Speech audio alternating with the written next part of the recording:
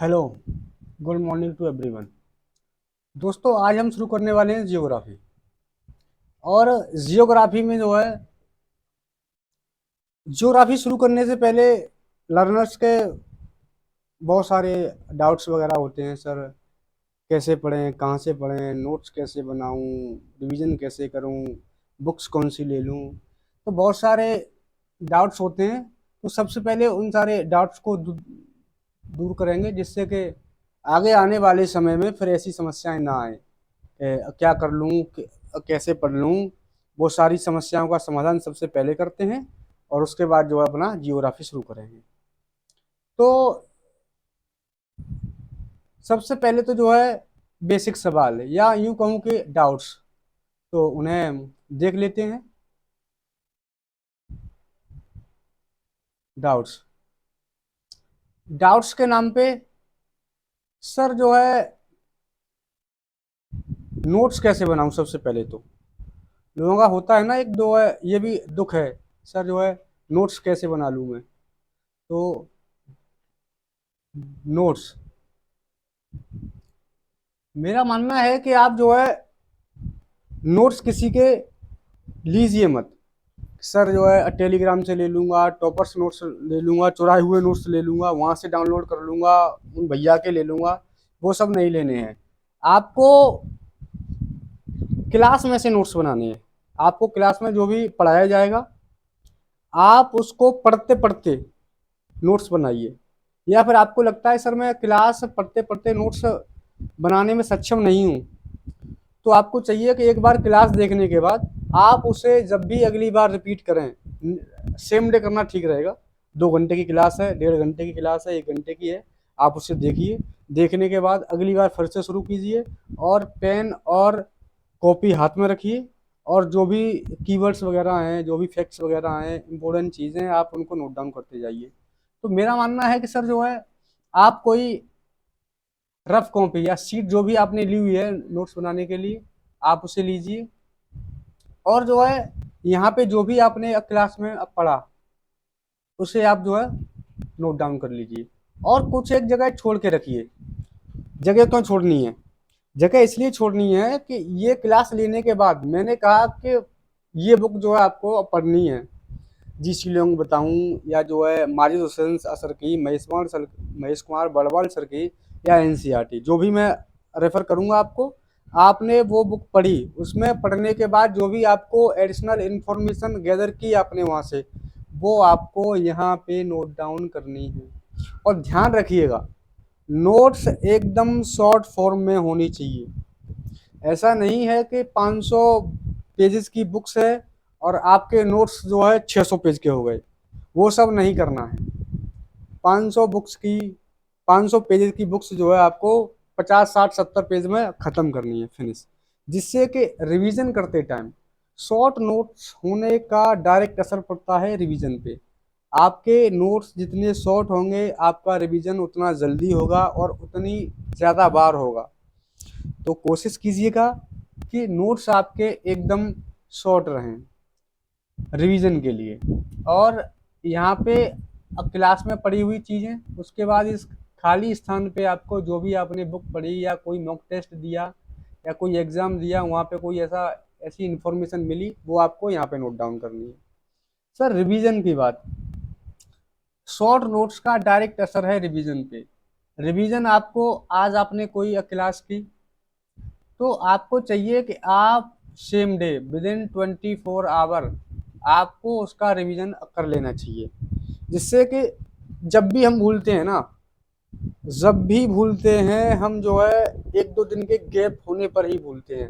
अगर 1-2 दिन के अंदर चीज़ें रिफ्रेश हो गई, आपके दिमाग ने चीज़ों को देखा, सेव कर लिया, फिर आप उतनी जल्दी नहीं भूलेंगे। तो मेरा मानना है कि same day within 24 hour आपको जो है रिवीजन करना चाहिए।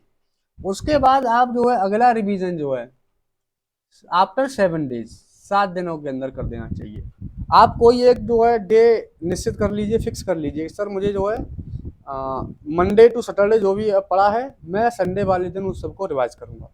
तो आप with in 7 days, next revision आपका जो है विद इन 1 मंथ, 1 महीने के भीतर हो जाना चाहिए। ये 1 महीने के अंदर आपका 4 बार रिवीजन हो गया।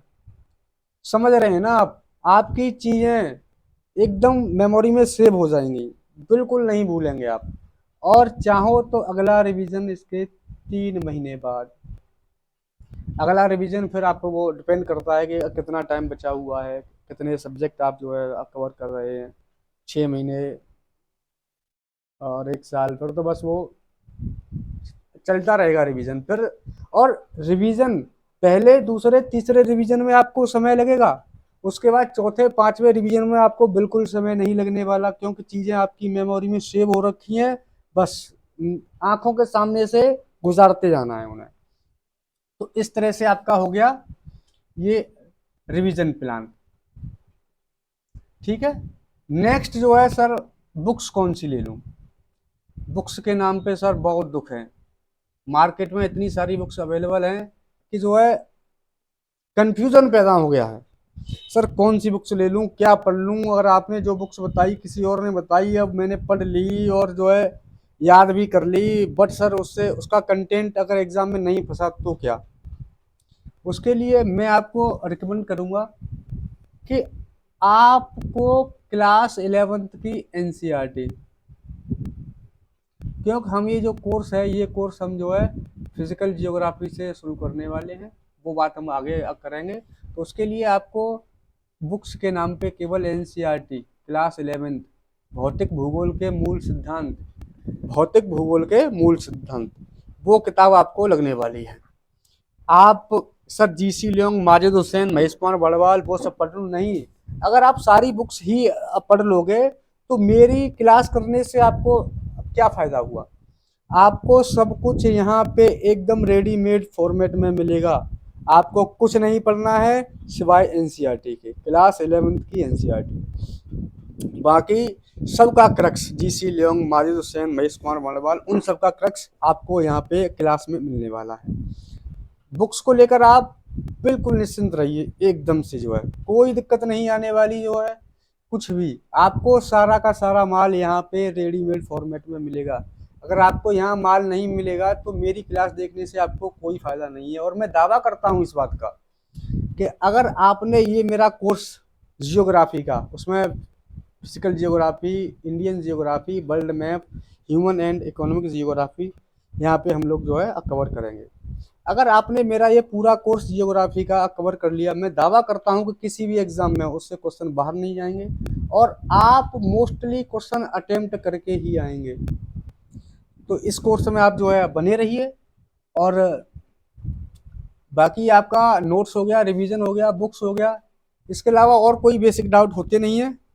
और अगर कोई डाउट क्रिएट भी होता है तो हम उसे जो है साथ के साथ रिजॉल्व करते जाएंगे। अब बात आती है जियोग्राफी की। तो सर जियोग्राफी क्या है, कैसे है, अब क्या पढ़ लूँ मैं, क्या ना पढ़ूँ, वो सारी चीज़ें तो मैं आपको बताऊं। जो है जियोग्राफी के नाम पे हम जो है जियोग्राफी 4 सेगमेंट में पढ़ने वाले हैं, 4 पार्ट में। जहाँ पे फर्स्ट नंबर पे जो है फिजिकल, सेकंड नंबर पे जो है इंडियन इंडियन थर्ड नंबर पे वर्ल्ड मैप, और फोर्थ नंबर पे human and economic geography, economic geography. तो आपको ये 4 जो है पोर्शन है इसके, ये 4 पोर्शन आपको पढ़ने हैं। अब सर कुछ एक लर्नर्स का सवाल होगा, सर मैं इंडियन से शुरू करूं, वर्ल्ड मैप से शुरू करूं, कहाँ से शुरू करूं? तो मेरा मानना है कि आप जो है फिजिकल से शुरू करिए। फिजिकल में मोस्टली कंसेप्ट जो है वो सब जो है फिजिकल में है। तो अगर आप फिजिकल से शुरू करते हैं तो आपको एकदम कंसेप्चुअल क्लैरिटी मिलेगी। इससे इंडियन वर्ल्ड मैप वहाँ पे आपको कोई भी दिक्कत नहीं होगी, आप एकदम से चीज़ें समझ पाएंगे, क्रिएट कर पाएंगे। तो मैं आपको जो फिजिकल जियोग्राफी है ना, मैं आपको इसे थ्रू इमेजिनेशन, ऐसे नहीं कि भैया रट्टा लगा लो याद कर लो, जो है ये याद कर लो वो याद कर लो, याद करने की चीज़ें बहुत कम। मैं आपको इमेजिनेशन के थ्रू जो है पढ़ाऊंगा। मैं चाहूंगा कि चीज़ें आपके दिमाग में क्रिएट हों, बने। प्लेट टेक्टोनिक थ्योरी किस तरह से जो है काम कर रही है। फॉर्मेशन और माउंटेन, ब्लॉक पर्वत जो है, अवशिष्ट पर्वत, बलित पर्वत, वो सब जो है कैसे बन रहे हैं, कैसे क्या हो रहा है, मानसून, चक्रवात, वो सब चीजें एकदम दिमाग में छपें कि सर जो है सारे फिनोमेना इस तरह से जो है क्रिएट हो रहे हैं, इस तरह से ये काम कर रहे हैं। उस तरह से हम जो है यहाँ पे फिजिकल जियोग्राफी को पढ़ने वाले हैं। तो मेरा मानना है कि आप सब लोग भी जो है फिजिकल से मेरे साथ शुरू करिए और आगे आगे देखते जाइए। आपके लिए चीज़ें एकदम हलवा होने वाली हैं, बहुत आसान जो है। आपको लगेगा कि हाँ सर जो है आपने जो भी राय दी ठीक दी, और फिजिकल जियोग्राफी पढ़ने के बाद आपके सारे दुख दर्द दूर होने वाले हैं। तो पेशेंस बनाए रखिएगा, 2 4 6 क्लास अटेंड करिएगा, उसके बाद किसी अंतिम निष्कर्ष पर पहुंचिएगा। एक क्लास देखने के बाद, 10 मिनट देखने के बाद ऐसे डिसाइड न कर लीजिएगा कि अरे नहीं सर तो जो है बकवास पढ़ा रहे हैं, क्या आता है क्या है, वो सब नहीं। थोड़ा सा पेशेंस रखिएगा, चीज़ें आपको एकदम पानी की तरह होने वाली हैं, एकदम क्लियर विजुलाइजेशन पैटर्न पे हम लोग जो है काम करने वाले हैं। तो फिजिकल जियोग्राफी को हम शुरू करेंगे।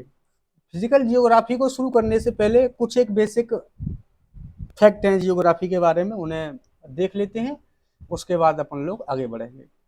जियोग्राफी 2 शब्दों से मिलकर बना है, जियो प्लस ग्राफोस। तो यहाँ पे जियो का अर्थ है पृथ्वी और ग्राफोस का अर्थ है वर्णन, अर्थात पृथ्वी का वर्णन। तो जियोग्राफी में हम एक्चुअली पृथ्वी का वर्णन कर रहे होते हैं, और पृथ्वी के अलावा मनुष्य और प्रकृति के अंतर संबंधों पे चर्चा कर रहे होते हैं। मनुष्य प्रकृति को किस प्रकार प्रभावित करता है, प्रकृति मनुष्य को किस प्रकार प्रभावित करती है, उन सब तथ्यों का आकलन कर रहे होते हैं, उन सब तथ्यों का वर्णन कर रहे होते हैं। पृथ्वी के फिनोमेनाज का भी जो है वर्णन कर रहे होते हैं हम लोग जो है। और जियोग्राफी शब्द का इस्तेमाल, जियोग्राफी शब्द का इस्तेमाल सर्वप्रथम एरेटोस्थनीज ने किया। ये फैक्चुअल हैं, कुछ जो है फैक्ट हैं जो वनडे एग्जाम्स में आते रहते हैं, तो आप इन्हें एक बार याद कर लीजिएगा। एरेटोस्थनीज, सर अभी तो आपने कहा था कि जो है याद बिल्कुल नहीं करना है। मैंने बिल्कुल नहीं कहा, मैंने कहा था याद करना है, बट एक सीमित मात्रा में, जहाँ पे कोई फैक्ट आ गया, कोई डेटा आ गया, वो सब आपको याद करना है। बाकी जो भी फिनोमेनाज हो रहे हैं उनको इमेजिनेशन के थ्रू करेंगे अपन लोग। तो याद रखिएगा, जियोग्राफी टर्म का सबसे पहले इस्तेमाल एरेटोस्थनीज ने किया, और इन्हें भूगोल का पिता भी कहा जाता है। भूगोल का पिता, एग्जाम में सवाल आ जाए भूगोल का पिता कौन है, एरेटोस्थनीज, याद होना चाहिए। दूसरा सवाल अपना, आधुनिक भूगोल के पिता, आधुनिक भूगोल के पिता, तो हमें पता होना चाहिए अलेक्जेंडर हमबोल्ट।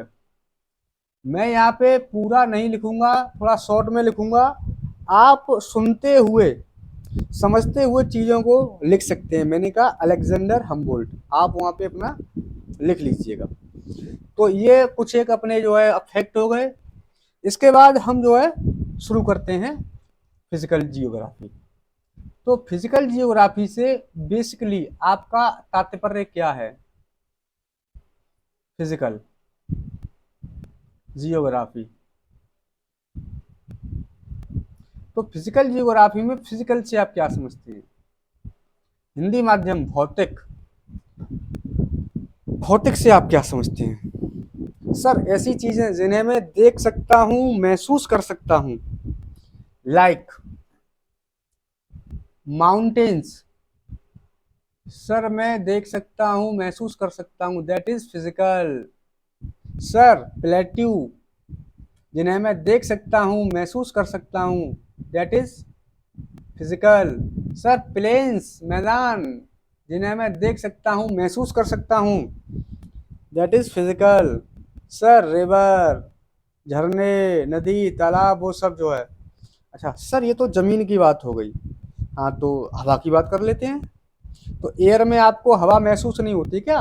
कि सर जो है अब तो हवा चल गई, तेज चल रही है और तेज हो गई, आंधी हो गया, तूफान हो गया, तो हवा को भी आप जो है महसूस कर सकते हैं। रेनफॉल हो गया, रेनफॉल को भी आप जो है महसूस कर सकते हैं। अब समुद्र की बात कर लेते हैं, पानी की बात कर लेते हैं। तो पानी का अस्तित्व भी बिना जमीन के कहाँ है भैया? समुद्र बना है, समुद्र का जो पानी टिका हुआ है जमीन पे ही तो है। तो सारी चीजें ये जो हम देख सकते हैं, महसूस कर सकते हैं, एंड देन कह सकते हैं ये सारी चीजें फिजिकल हैं। तो सर क्या आप ये कह रहे हैं कि मैं यहाँ पे लैंड, एयर और वाटर, इनसे संबंधित चीजों का अध्ययन करने वाले हैं? बिल्कुल सही पहचान रहे हैं आप। तो हम यहाँ पे लैंड, एयर और वाटर इनका अध्ययन करने वाले हैं। तो सर ये लैंड, एयर, वाटर जहाँ पे ये चीजें मिल रही हैं, क्या यहाँ पे इनसे जीवन संभव है?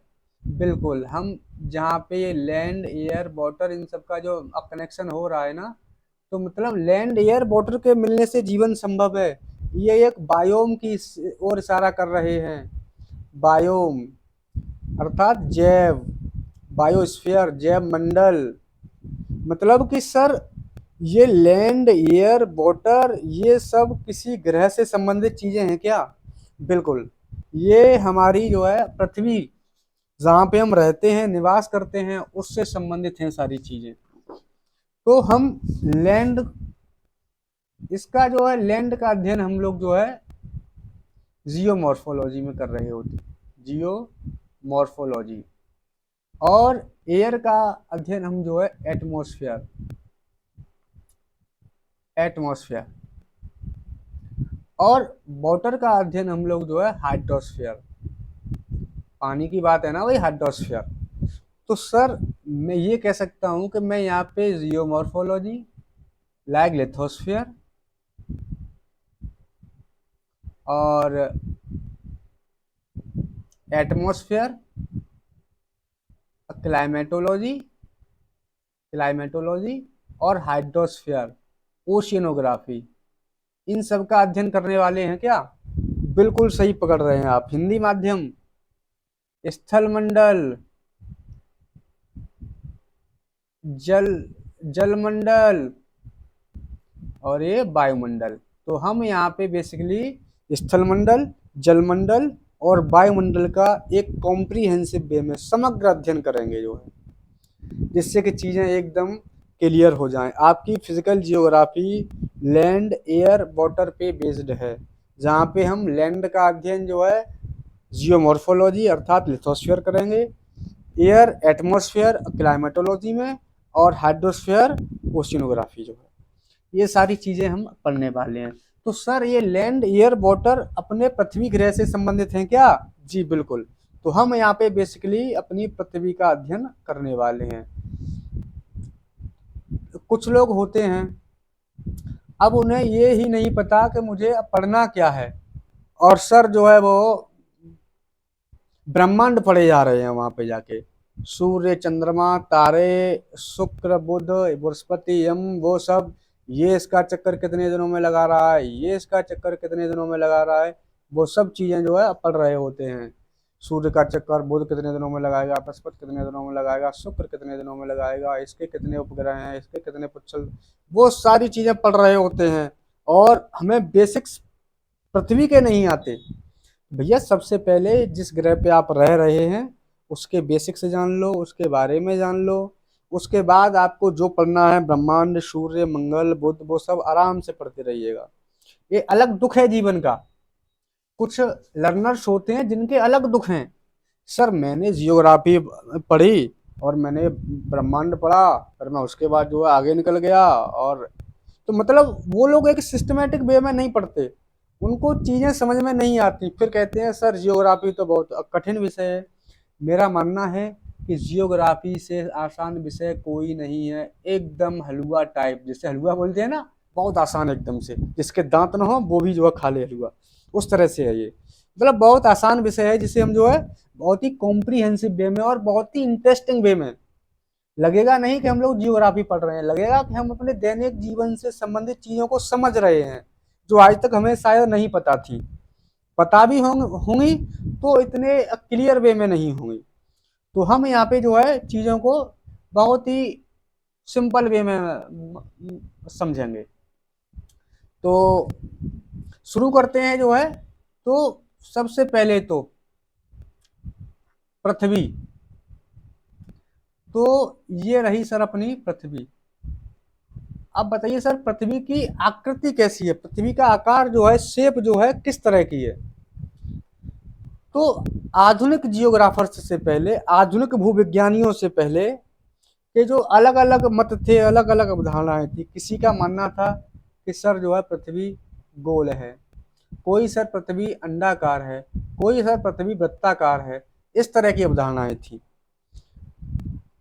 लेकिन जब आधुनिक जियोग्राफर्स ने पृथ्वी की अर्थमेटिकल कैलकुलेशंस की तो निष्कर्ष कुछ और ही निकला। अब पहले पृथ्वी के बेसिक्स से पहले हम दिशाओं का ज्ञान कर लेते हैं, क्योंकि ये दिशाएं हमारे आगे पूरे फिजिकल जियोग्राफी में काम आने वाली हैं, और भी कई बहुत सारी जगह आपके जो भी सब्जेक्ट्स हैं, मैथ, रीजनिंग, वहाँ बहुत जगह में काम आने वाली है, और दैनिक जीवन में तो काम आती ही हैं। तो दिशाओं का बेसिक ज्ञान कर लेते हैं। तो ये किसी सेंटर से हमने जो है 2 लाइनें खींच दी है।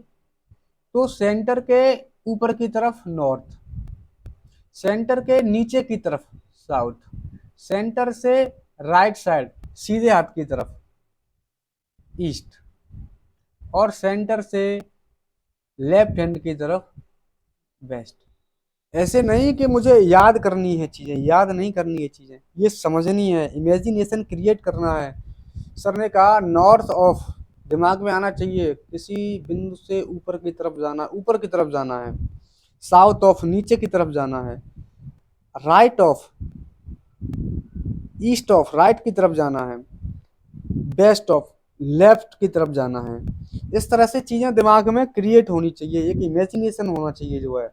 यहाँ आंखें बंद करके भी कोई बोले नॉर्थ ऑफ, ऊपर की तरफ जाना है, साउथ ऑफ, नीचे की तरफ जाना है, ईस्ट ऑफ, राइट हैंड की तरफ जाना है, वेस्ट ऑफ, लेफ्ट हैंड की तरफ जाना है। तो दिशाएं दिमाग में क्रिएट होनी चाहिए। अब इसके अलावा आपकी ये हो गई, बाकी वाली ये तो सब जो है लड्डू हैं। ये तुम्हारा नॉर्थ ईस्ट हो गया, ये तुम्हारा साउथ ईस्ट हो गया, ये तुम्हारा साउथ वेस्ट हो गया, ये तुम्हारा नॉर्थ वेस्ट हो गया। इस तरह से दिशाओं का ज्ञान हमारे लिए बहुत ज़रूरी है और हमें आना भी चाहिए। तो सर क्या मैं इन दिशाओं को कहीं भी अप्लाई कर सकता हूँ? बिल्कुल कर सकते हैं। यहाँ आ जाओ आप लोग जो है, देखते हैं यहाँ पे इनको अप्लाई करके क्या रिजल्ट निकलता है इनसे भैया। तो सर यहाँ पे आ जाओ आप जो साउथ अमेरिका। तो सर साउथ अमेरिका के सेंटर से यहाँ पे रख लो, इसके ऊपर नॉर्थ, इधर जो है नीचे की तरफ साउथ, यहाँ पे ईस्ट, और इधर जो है वेस्ट। सर अब समझ में आया मेरे। सर क्या ये कंडीशंस इंडिया में भी? अरे भैया हर जगह इंडिया में आ जाओ आप, यहाँ पे लगा लो, ये जो है ये हिस्सा नॉर्थ रहेगा, ये साउथ रहेगा, ये वाला ईस्ट रहेगा, और ये वाला वेस्ट रहेगा। कहीं भी किसी भी जगह आप इन दिशाओं को अप्लाई कर सकते हैं, और जो है आप देखेंगे तो उस बिंदु से ऊपर की तरफ नॉर्थ, नीचे की तरफ साउथ, राइट साइड ईस्ट और लेफ्ट साइड वेस्ट। क्लियर? तो इस तरह से ये हमारी जो है बेसिक दिशाएं हैं, और इनका हमें ज्ञान होना चाहिए, बहुत आवश्यक है। नेक्स्ट हम देखते हैं कि अभी आपकी आ गई पृथ्वी, आ गई आपकी ये, और पृथ्वी की शेप के बारे में बात हो रही थी अपनी, तो पृथ्वी की शेप कैसी है।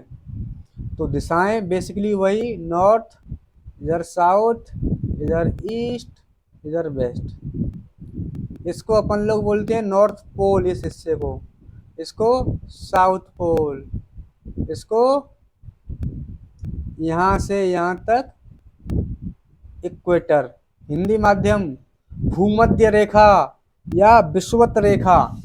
इक्वेटर भूमध्य रेखा विषुवत रेखा एक ही बात है। और ये आपके नॉर्थ पोल उत्तरी ध्रुव और ये दक्षिणी ध्रुव, इस तरह से जो है।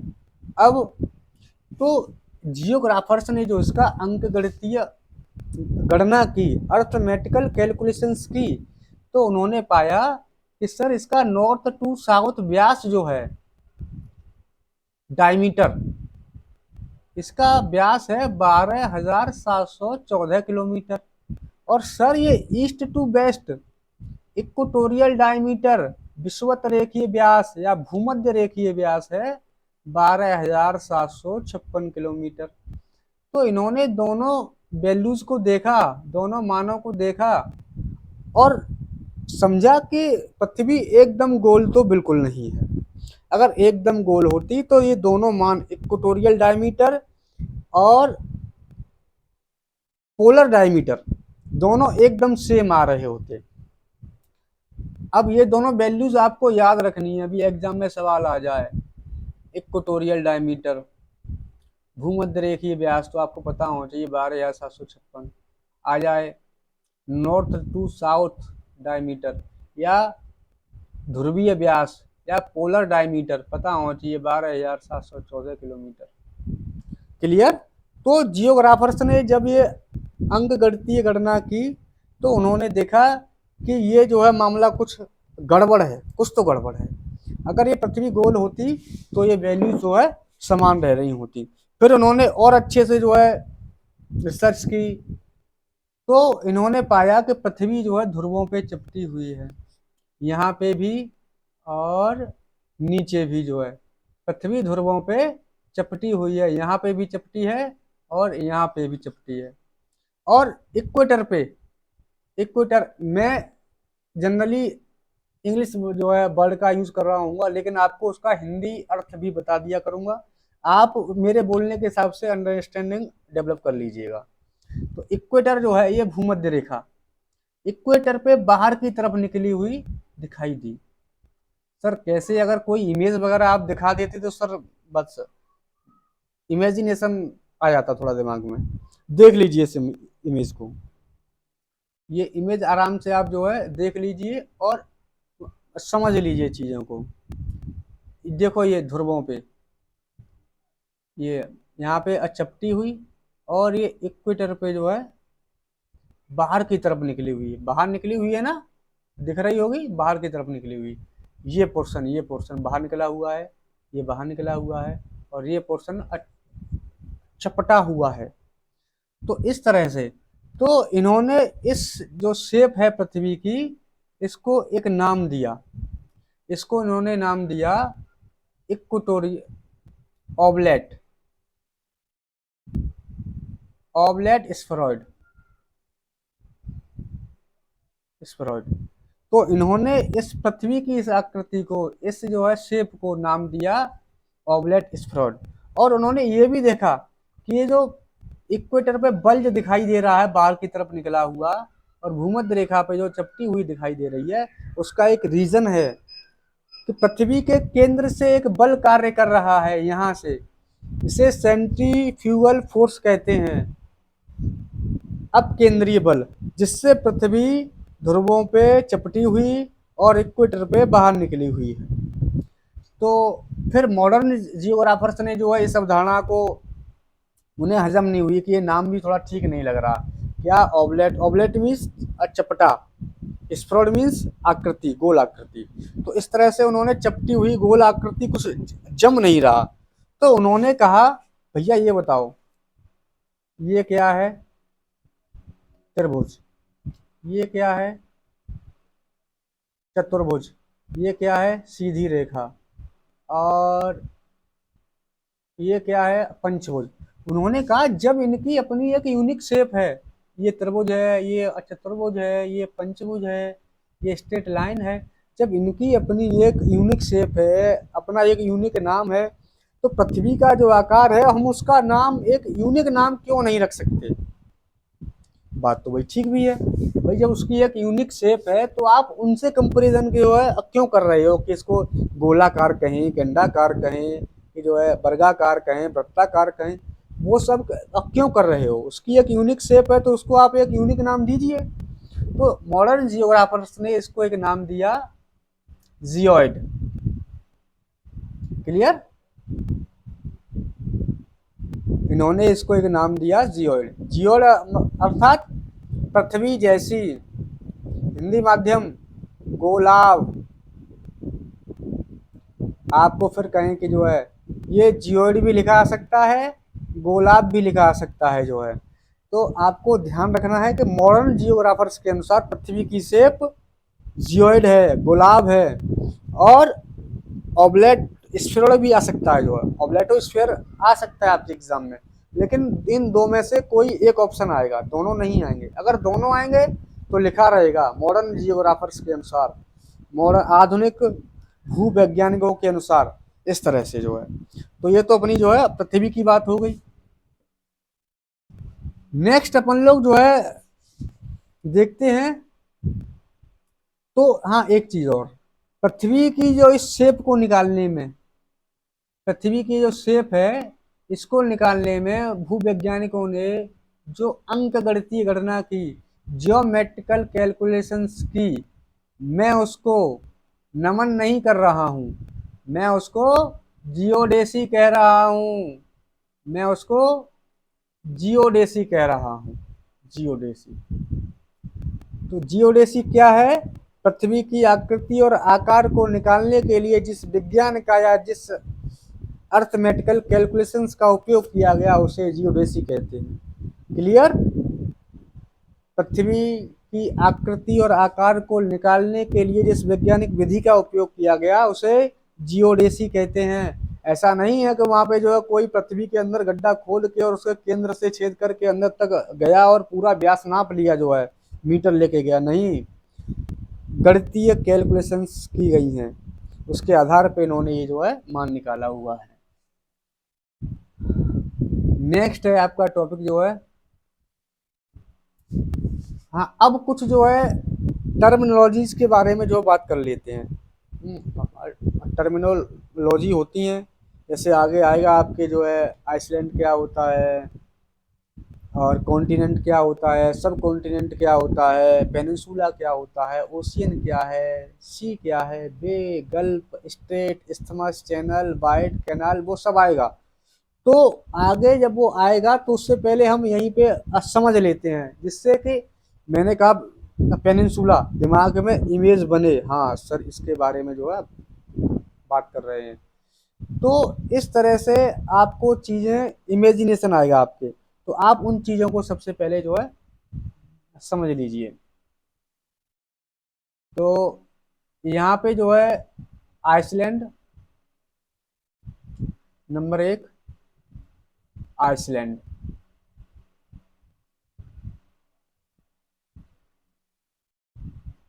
उसके बाद आपका जो है कॉन्टिनेंट, सब कॉन्टिनेंट, पेनिनसुला, ओशियन, सी, वे, गल्फ, इन सब चीज़ों के बारे में हम जो है कल पढ़ेंगे। तो आज तक के लिए बस इतना ही, और हम जो है आगे आपको बता दिया गया है कि आगे हम लोग क्या पढ़ने वाले हैं। That clear? ठीक है, तो फिर आज की क्लास यहीं पे जो है समाप्त करते हैं। बाय।